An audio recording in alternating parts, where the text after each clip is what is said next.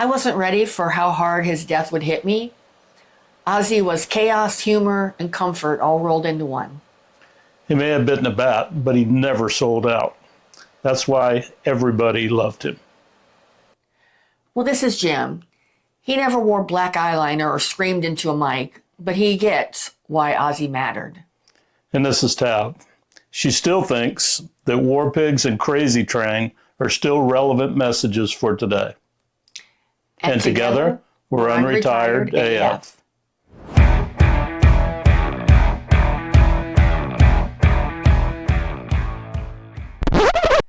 Hello and welcome to today's episode of the Unretired AF podcast, where we're going to be doing our own Unretired AF style send-off and tribute to Ozzy Osbourne.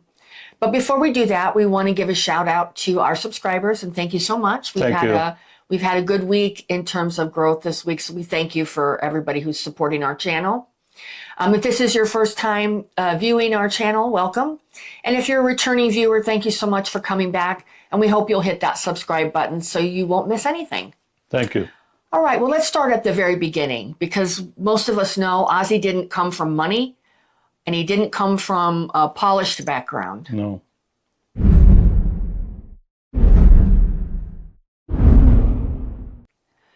Well, we're going to do our own tribute to Ozzy, not because, not because we're music experts by any means. No. I mean, we know there are a lot of channels that are covering Ozzy's life in much more detail with much more information than we are. But we want to cover it from the perspective of our viewers, the Unretired AF movement, the people who are unapologetic, unpolished, unrefined, and that's what Ozzy was. So we want to claim him as one of our own. So we know that he was born John Michael Osbourne in 1948 in Birmingham, England.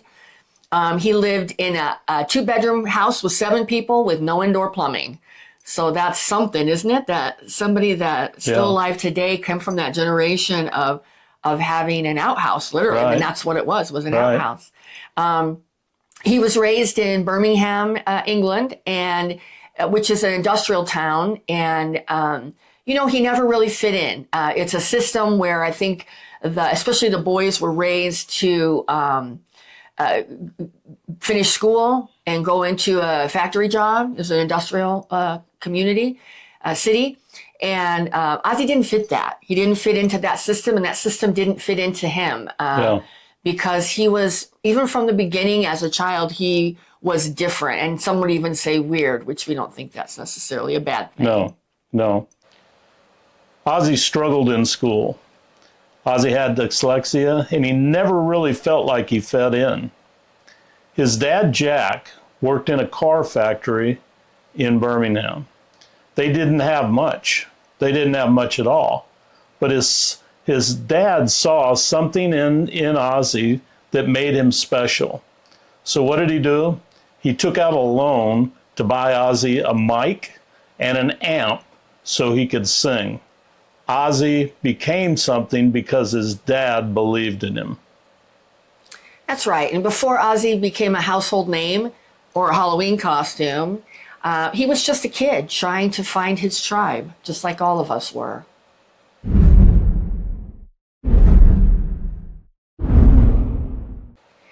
In 1968, Ozzy reconnected with Tony Iommi, who was a former schoolmate. I think Tony was a couple of grades ahead of him. And they got together with Geezer Butler and with Bill Ward.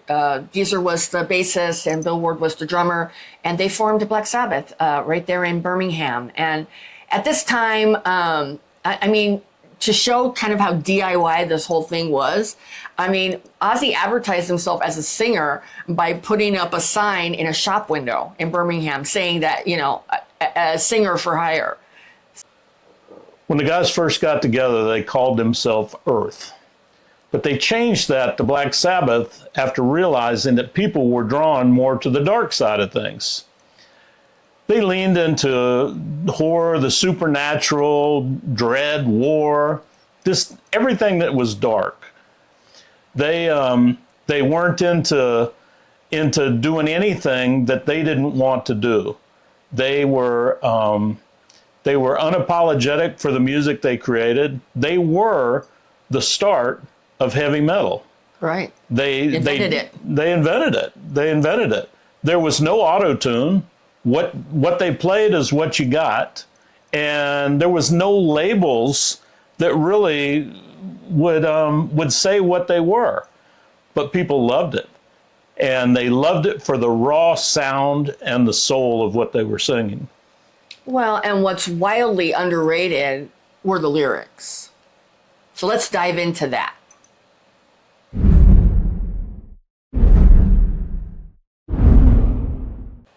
Well, the lyrics from Black Sabbath and from Ozzy's solo career, I mean, they touched on topics that were important to people. Things like war, addiction, the establishment, control, stuff like that. And I think that, even though Ozzy didn't write all the lyrics himself, I mean, Geezer Butler, the bassist for Black Sabbath, wrote most of the lyrics. I mean, Ozzy contributed some vocals, some vocal styling, the way that it went. And he also contributed to the themes, some of the themes that they had going on. And even when he left Black Sabbath and went solo, he wasn't really the lyricist for his solo career either.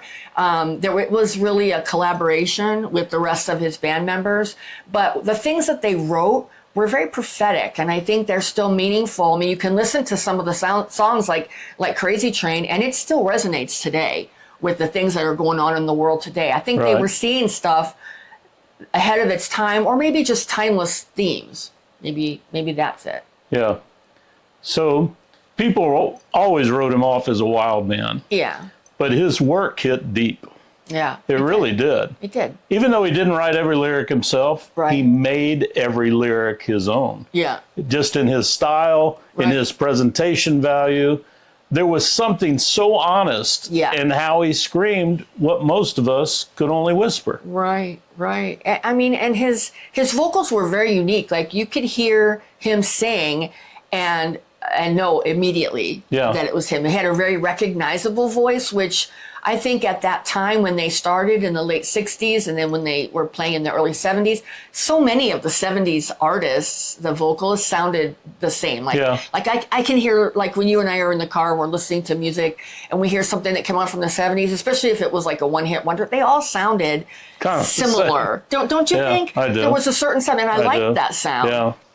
Whereas Black Sabbath brought a different sound that was different, and it was for this reason that Ozzy is the patron saint of the Unretired AF.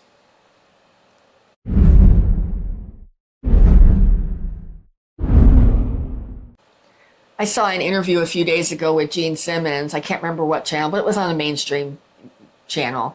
And he talked about Ozzy, and he said something that was really profound. He said Ozzy was always Ozzy. And I think what he meant by that, and he did explain, Ozzy never smoothed out his rough edges. No. He never changed who he was because maybe the record executives wanted him to, calm down or something like that. He didn't. He remained true to who he was, and his sound was always really raw. And even more important, his message stayed the same, which was a very sort of confrontational message, or a message that I think was trying to tell us to wake up. Yeah. Even his stumbles were very public. Yeah. And a lot of them messy. Yeah. Thank God that Sharon was in his life. Sharon! But he was super funny and lovable. And I think a lot of people didn't realize that. He was. Until his show came out. Yeah. And unlike a lot of the other bands, he was never a brand. Right. He was always his own person. Right. He gained a trust with people. Yeah. Because of that. Right. People knew that when he was singing or talking, he meant what he was saying. I'll be the first to admit I wasn't a big fan. I just wasn't really into metal. But as I've gotten older listening to it, I mean, you can tell none of that was pretending. No, He was very, very much into the lyrics. He knew that they meant something. Yeah. When they came out, and to this day, well, the last time he just had his farewell concert. Which we had an episode about a month ago, maybe? About a month ago, yeah. Or something, maybe. Seems like it was about a month ago. We talked about rockers who were living the unretired life because they were still going after so long. I mean, think about it. I mean, Ozzy started in 1968, or actually probably before that, but that's when he formed Black Sabbath, got together with the others and formed Black Sabbath. Yeah. But, well, and speaking of not playing the game, because Ozzy did not play the game. No. I mean, let's talk about the label that he had, that had the moms clutching their pearls and youth pastors throwing albums into bonfires. Right.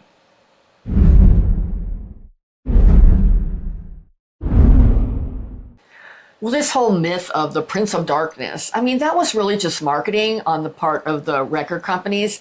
They were seeing that things like that were selling, so they played it up. But if you spent any time listening to any of the Black Sabbath records, or even Ozzy's, solo career records, those words were not satanic or occult or evil or anything like that.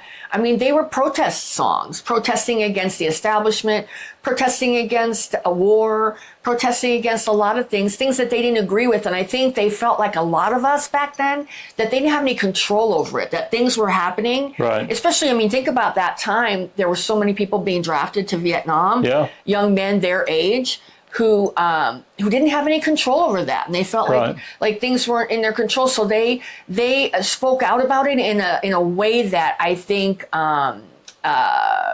was calling out corruption, and it was mislabeled as being devil worship or demon worship or whatever. Yeah, because he wasn't preaching any darkness. No, by any means. No, he just refused to comply. Right. So that scared a lot of people, especially the establishment. Right, for sure. And at that time, as anybody that's our age will remember, the TV evangelists, they were the dirty ones. Well, like, what was the one? Jim and Tammy Baker. Oh, they yeah. had that one. There was the Jimmy Swaggart sex scandal, and a few others which I can't remember right now. But they were doing all the shady stuff. But you got to blame the guy in the eyeliner. And the leather pants. Sure. That's what they always do, right? Blame us.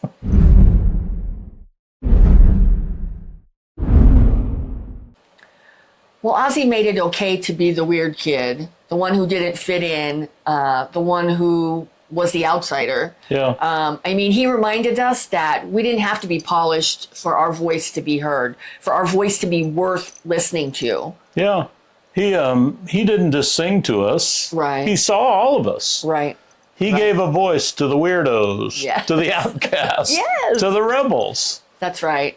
And we'll forever be thankful for that. Yeah, and what he did is he showed that it was okay to be different. Right. Everybody doesn't need to fit in a mold. Well, and not just in his music career, in his life. I mean, he opened the doors to his life and was showing his family life at a time that could have been very difficult. Yeah. He was going through a lot of different things. Right.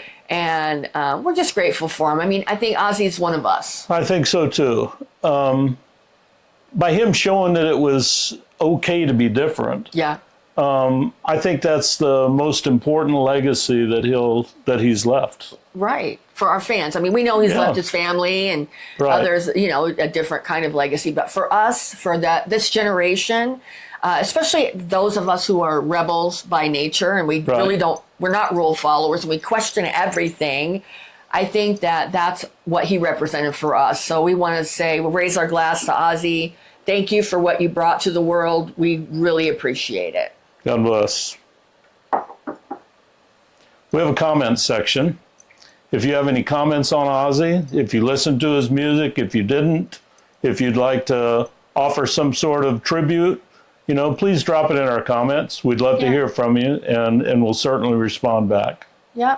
And if our content resonates with you, you find yourself, you're in a generation, which is either the boomer generation or the Gen X generation, and you're having a hard time maybe finding somewhere that you fit in on YouTube, because it it's primarily younger people. We're Yeah. trying to carve out a space for us. So if our content resonates with you and you want to be part of our tribe, please hit that subscribe button and join the Unretired AF revolution. Well, we're not slowing down. And neither should you. And together, we're Unretired AF.